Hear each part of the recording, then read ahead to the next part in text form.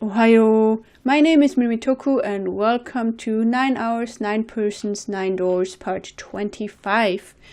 We were talking to Seven and he found some medicine bottle, or no, it was a detergent bottle or whatever. Well, it's, for short, it's EDT. I've forgotten the full name already because it's some weird chemical name and I'm not good at remembering those, sorry. So, Seven actually remembers a story about EDT, so let's listen to that story. Happened about 50 years ago. 50 there years was this ago. factory somewhere in America making big old EDT crystals. Crystals? Wait a second. Is this connected to Ice 9 or something? They were making it to sell as an industrial strength cleaner, like I told you before. No, not Ice 9. Like, remember... what was it? We were talking to June about this, like, that something... Was it glycerin?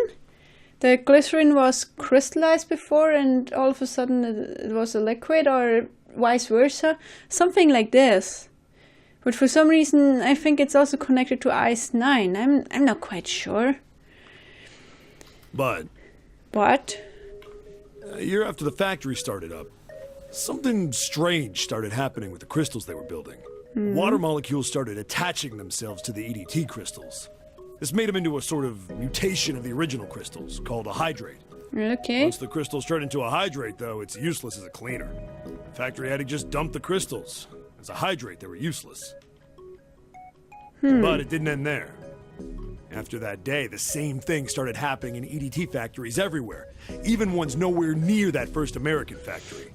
So it really is connected. They'd been making crystals the same way, with the same materials and the same equipment and environment. But now, all of a sudden, every single crystal they formed turned into a hydrate.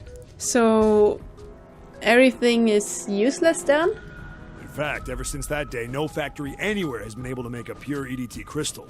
Even in EDT research done years before, they'd never gotten a hydrate.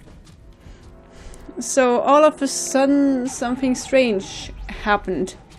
And not only to one crystal or to one factory, but worldwide.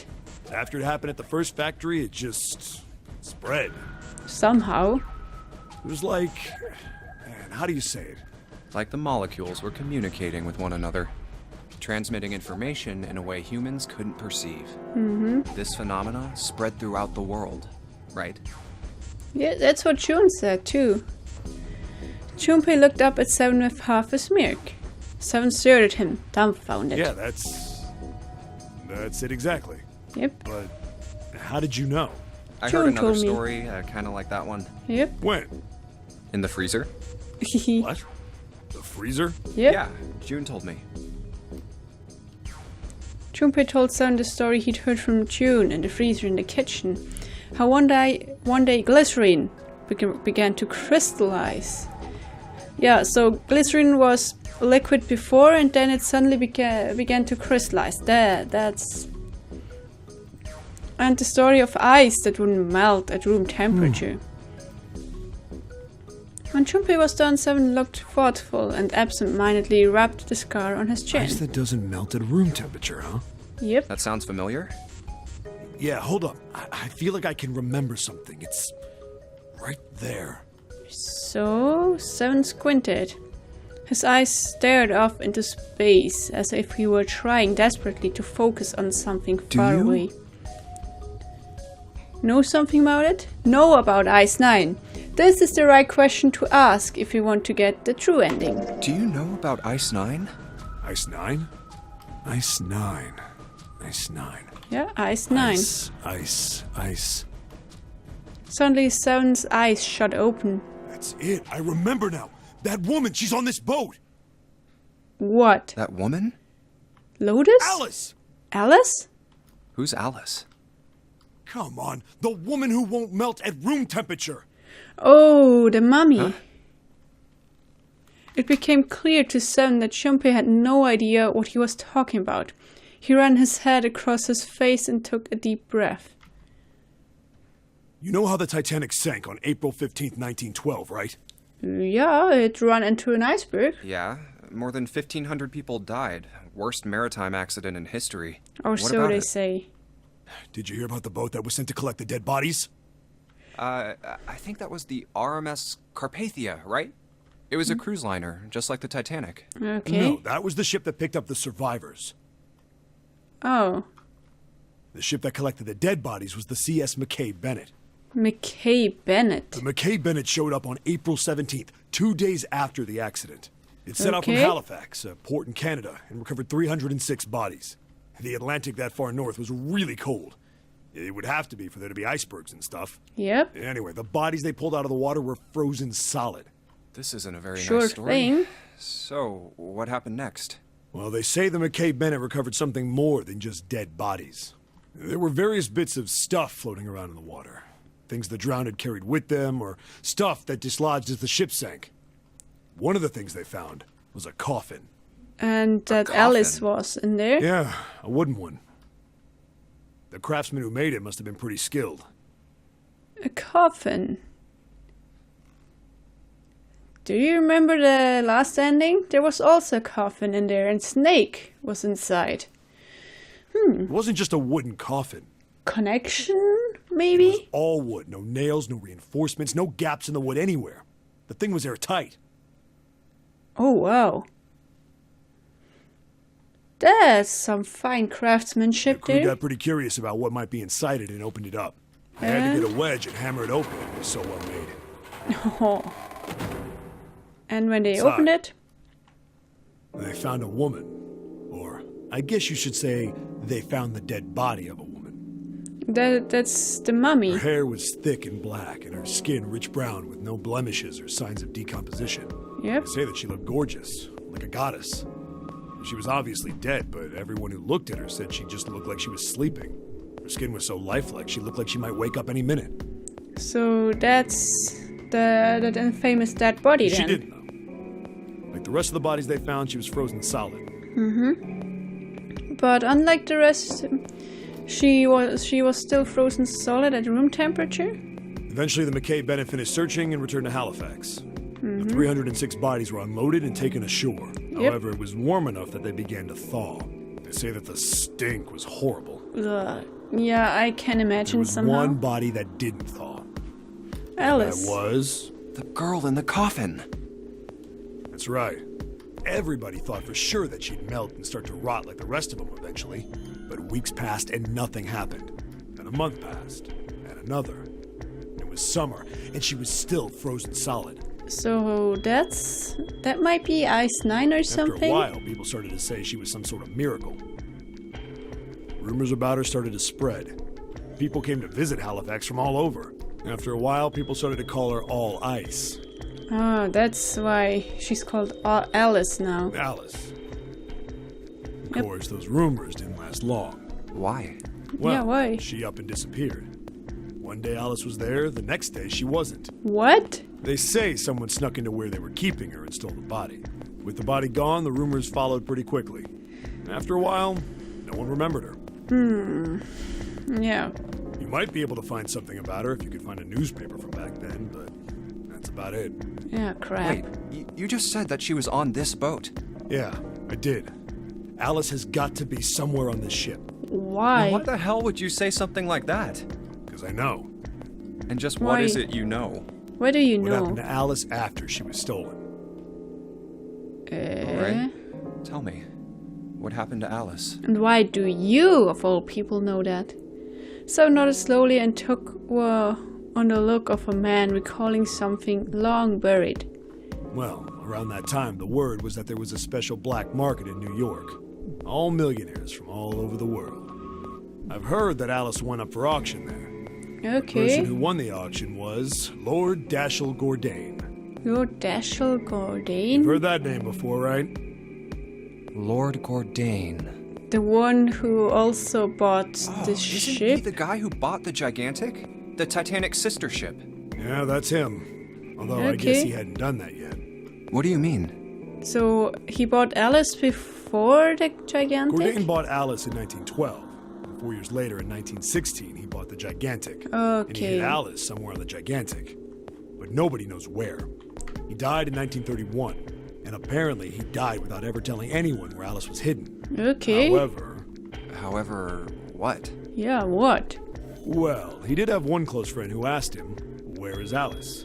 And he said, "Alice sleeps in a small chamber past the forest of knowledge beneath the navel of the gigantic." Wait, Alice sleeps in a small chamber past the forest of knowledge? That would be a library? Probably? Beneath the navel of the gigantic. What the hell Okay, is somewhere that? in Some there. kind of riddle? Your guess is as good as mine. Seven threw his hands up So in that's defeat. it. Whatever you think, I believe it. She's hidden somewhere on the gigantic. And you say we are on the In other words, gigantic. she's hidden somewhere on this ship. Before Chumpy could dispute Seven's rather bizarre claim, as Chumpy was trying to figure out what on earth he was going to say next, Clover's shrill voice pierced the room. Hey, what are you two doing over there? Okay. I thought she was gonna scream, but it was quite okay, I guess. Stop wasting time and get over here. Hi. Okay, we're coming. Jeez. Sorry, we were talking about something interesting. Seven looked at Junpei. Yeah, so anyway, that's the story. It might be useful someday. Yep. Don't forget it. I'll try my best to. Thanks. With that cryptic remark, he turned and left the room. Alice. Huh. Junpei was left behind to ponder what he'd just heard. He tried to remember what June had told him earlier. That mummy wasn't just a normal mummy. They say that she was frozen. Yeah, so you were talking about the same mummy. That from the time of its discovery all the way through to when it got put on the Titanic, even though it was carried through the desert, her body never melted. Then was that Egyptian priestess Alice? Did Probably. the water in her body become Ice 9? No, that's nuts. Yeah, it's nuts, but, well, it seems like it's nuts, but maybe it's almonds? I don't know. There's no way somebody like that could exist. Well, almonds are nuts too, so shite. Junpei shook his head, trying desperately to clear it, and followed Seven to the operating room where Claw was waiting. Can we go in here now with this key? Yay, it's unlocked. Okay. Oh, hi there. What's in here? Let's see if... piece of paper. What's this? Is this some kind of medical record? New material has been added to the file screen. Yeah, I just wanted to shut it down. Shut it again. A file. Medical record. A medical record found in the preparation room. It has records for the two mannequins. There's a male mannequin named John and a female named Lucy. The record shows how each mannequin's total weight and the weight of their individual parts. Oh. So it really is a scale then. And I guess we need to balance those two. Oh good gosh. So we need to swap around body parts. Well, thank you. This should be interesting. Yeah. What the hell are you doing? Don't you want to get out of here? But I'm tired. Oh. What's this? There are 4 different lights, each one a different color. White, red, blue and purple. Does this thing react to something and then the lights light up? Maybe. So it's white. This ray of light going through the beaker. It's hitting the thing on the right. So we need something of everything? Yeah, but the red, blue and purple ones still aren't lit. So maybe there is some more. Hi there. Won't open. Looks like it's locked. There's a red plate on it. Do you think that means something? So, okay, we need to hit those then. Didn't we get some liquids in the other room? What's this? A sink. The doctors and nurses probably washed their hands here before an operation. Nothing suspicious here. So can I go through this door? Oh no, we need a key. Hey, this is Jupiter symbol.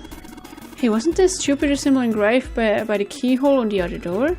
Other door? The door at the end of the hallway with all those rooms. You think maybe this door and that door use the same key? Maybe. What's this actually? A light switch? Doesn't seem to be working. But can I go through this door either way? No. It won't even budge. Do you think this is the exit? If it is, then... well, good luck. So, item. I think we got a red liquid. So let's put the red liquid in there. Oh, hey, it turned red. Forget about that. Didn't you hear that just now? Yep. I think this one opened. Yay! Fake right leg. Whee! Good. Then we have blue liquid. Good. It's blue now. I think I heard another noise. So blue. Thanks. Blue planet. There's something inside. Oh, you don't say. There's a left leg inside. So, and how to achieve purple? Found a beaker. Yes. How to achieve purple? By mixing red and blue, of course. Okay, let's put something of this inside and some of this, and then purple. Whee! I get it. You combined the red liquid and the blue liquid to make a purple one. Good job, Junpei! The purple light came on and I heard it unlock. I'm sure it's unlocked. The locker with the purple plate has gotta be unlocked. Alright, let's see what happened. I'm sure it's unlocked now and we get a torso. Or a fake stomach or whatever this is. So I guess we have all the parts now. So let's turn back here and assemble.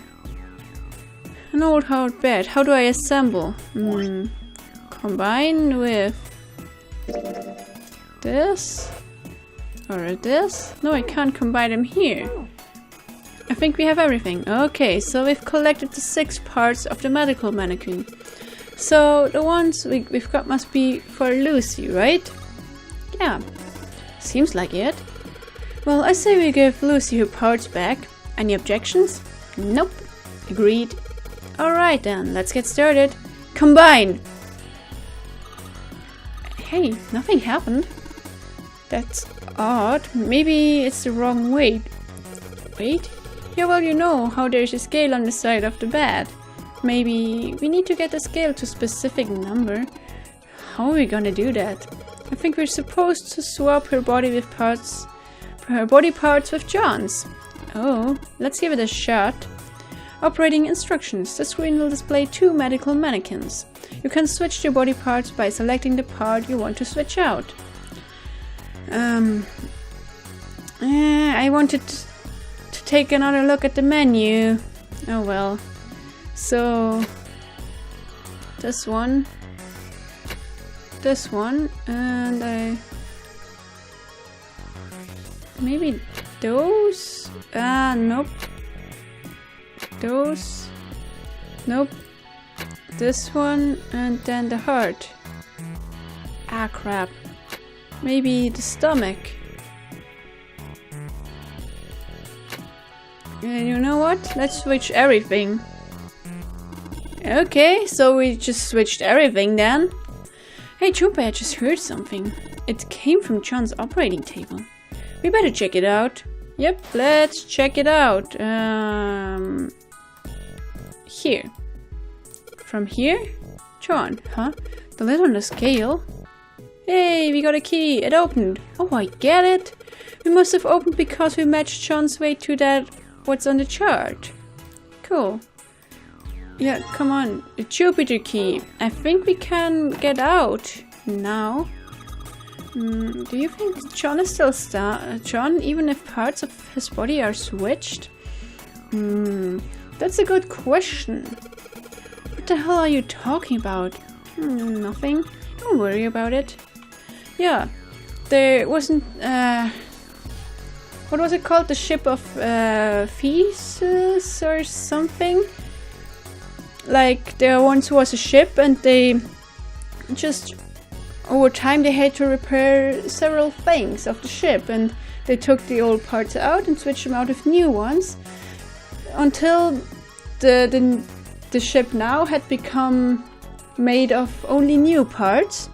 And so you could just take all the old parts and build up the exact same ship again with the old parts. So you have two ships basically, and both are technically the same ship, one with the newer parts and one with the older parts. So which one is the right ship? Which one is the original ship, and when did it all change? And are they still the same? That's also with humans, I guess.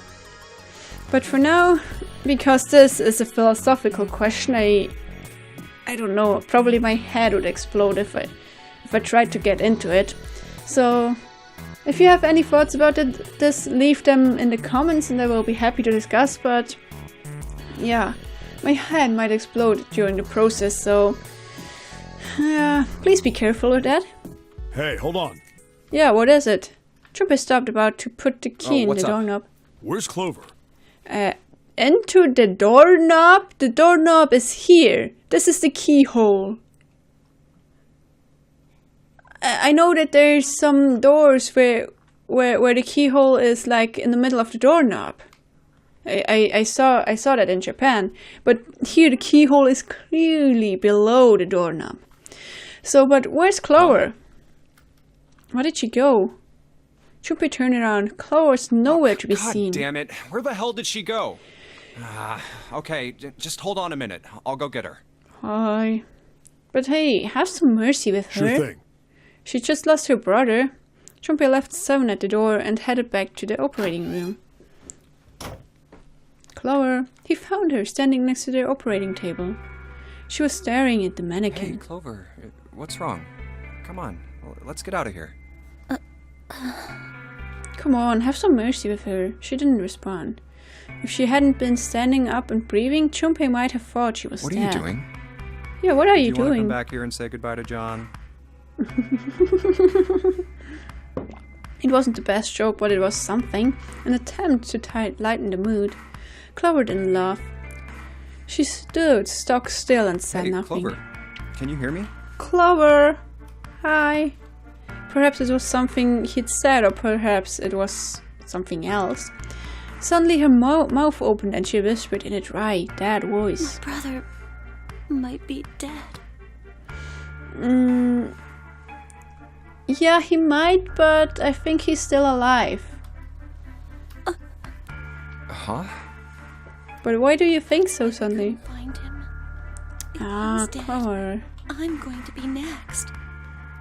Then why? Suddenly the operating room felt very, very cold. What are you talking about? What's wrong with you? So, you do know something?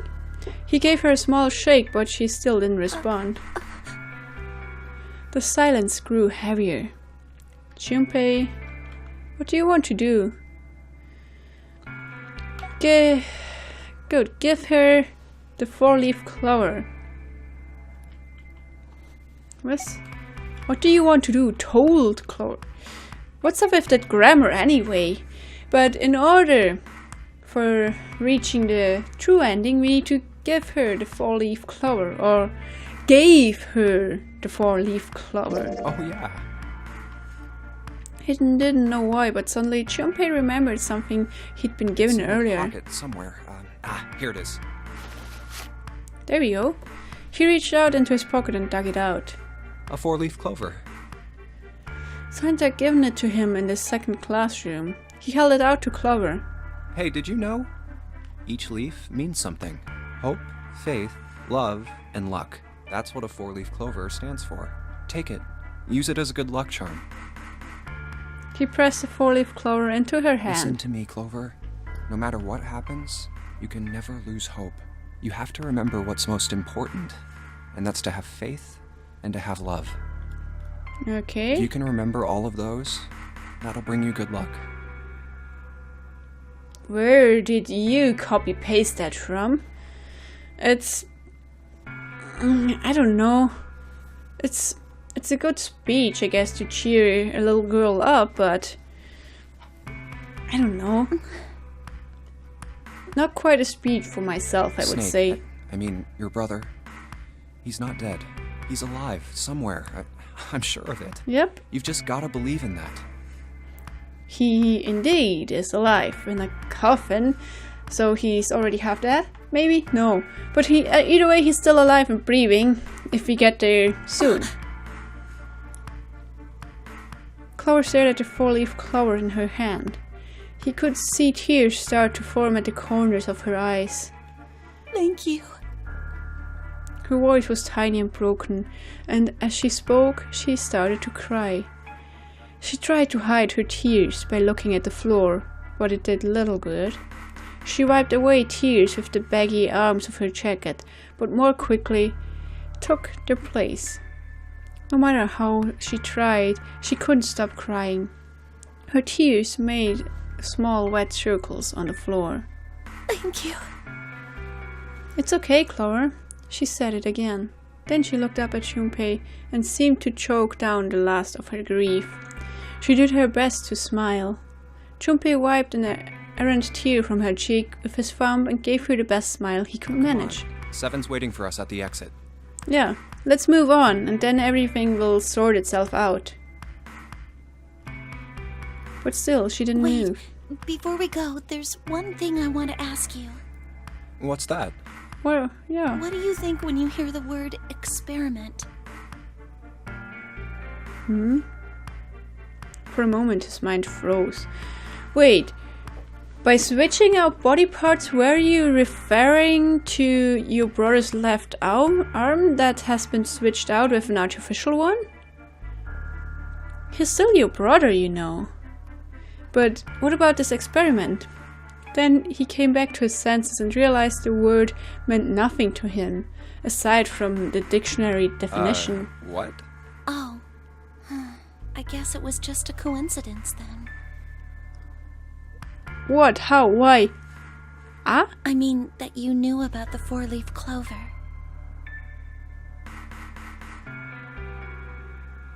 Okay, something is going on in the background here. Look, I'm sorry. I don't want to be a jerk, but you are making less than no sense right now. Oh, no. It's nothing. Just forget about it. Did you... So you heard that speech before. And I think Santa... Did Santa give us that speech or whatever? So you two have met before then? Oh, don't give me that. You really think I could just drop this? What is this experiment you were talking about? Clover looked away. Four-leaf clover still in her hand. She stared at it for a long moment and then finally spoke. Promise you won't tell anyone? I promise. Cross my heart. Cross my heart? How would you cross your heart? I mean, I could cross my fingers, but... Really? Really? I can trust you, right? Yep, of course you can. You can. Clover slipped the four-leaf clover into her pocket. Her eyes still red from crying. She looked up at Okay, Junpei. then. I'll tell you. I'll tell you what happened on this ship 9 years ago. Wait. On this ship? Yeah, this ship. So, wait. The nunnery game took place once 9 years ago, and now again. So, you were part of that? He had 1,000 questions, but it was probably best he fought to save them until Clover had It was an finished. experiment to test some sort of psychic thing. Okay. Communicating through these fields that you can't see. Okay. Fields that you can't see? He'd heard something like this before. Clover nodded. Think about this. Yep. She pointed at the operating table. On top of it was a somewhat mismatched medical mannequin whose parts had been swapped with another mannequin. This is John, right? Well, it's written there, and the head and the arm are John's. But is he really John? Huh? All Junpei could think was she has finally completely Isn't lost this it. like Locke's socks? Lock's socks? I don't know about Lock's Or socks. the ship of Theseus? That ship of Theseus. That was it. That was it. Junpei grew even more confused. He'd never heard of either of those things, although they sounded smart. You don't know? You haven't heard of those paradoxes? No? Well, I know about the ship, but not about the Really? socks. Clover laughed. Okay, well pay attention then. This is how Locke's socks works. Okay. Let's say I've got a pair of socks. They're my favorite socks. One of Good. them gets a hole in it. Yep. What would you do if that was your sock, Junpei? Fix it. Throw it away. Patch it up. Well, I guess I'd patch it up, get some cloth, and close up the hole. But what if another hole opens? I'd add another patch, I suppose. What if another hole opened after that? Another patch, I guess? Well, you could also replace the sock. Well, let's say you just keep adding new patches. Yeah. Until eventually the original cloth of the sock is totally gone. Mm-hmm. Once you get to that point, can you really say they're the same socks you started with? That's the question. Well, that's tough. Yep. Junpei crossed his arms. So, that's the Locke's socks thing? Yep. Yeah, the ship of Theseus is a lot like it. Mm-hmm. The ship of Theseus. If you keep fixing the damaged parts of a ship, eventually it ends up with none of the parts it started with. Can you really say that ship is the same one you started with?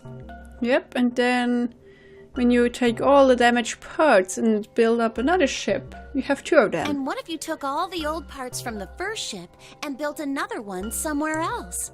Then which ship is the real ship of Theseus? The one you repaired, or the one you built with all the original parts? Exactly. It was an interesting question. Clover could see Junpei was intrigued. Hey, do you think it's the same?